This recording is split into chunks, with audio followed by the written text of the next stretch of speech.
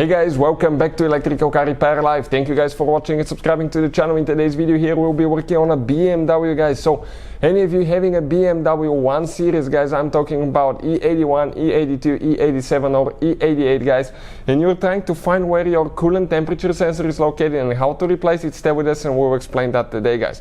Now we'll demonstrate on N52 engine that can be seen in BMW 1 Series, 3 Series, 5 Series, X1, X3 and X5 even, guys. Super popular engine.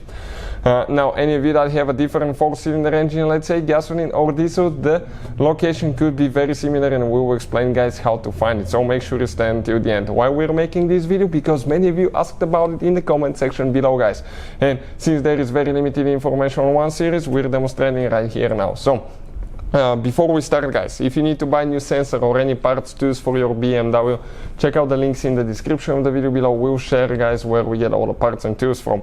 Another thing, every single car we get at the shop, we make at least 200 to 300 free repair videos. Why? Simply because our mission at the shop is to save you as much money as we can.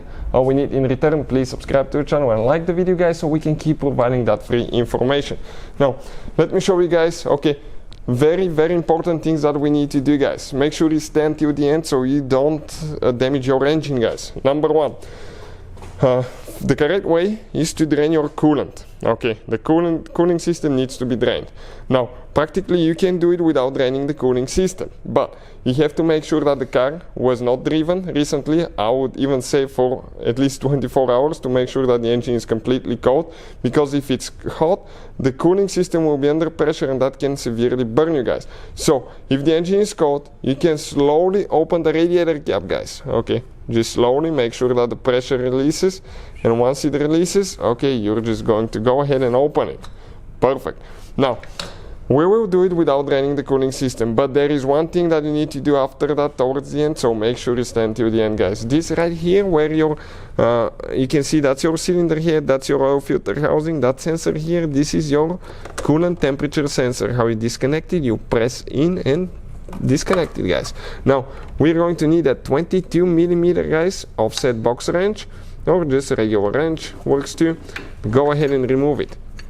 Now those sensors, when you install them, don't over tighten them too much. Why? Because you can easily snap them, guys, and it's a really hard thing to remove later.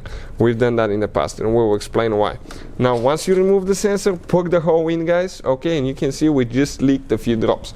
This is the sensor, okay, right here. That's what I'm talking about. Now this sensor here, guys, okay, it's hollow on the inside, because there is one special element that actually detects the temperature, and if you over tighten it, it will break right here and the thread will be stuck in the cylinder head, which is a pain to remove.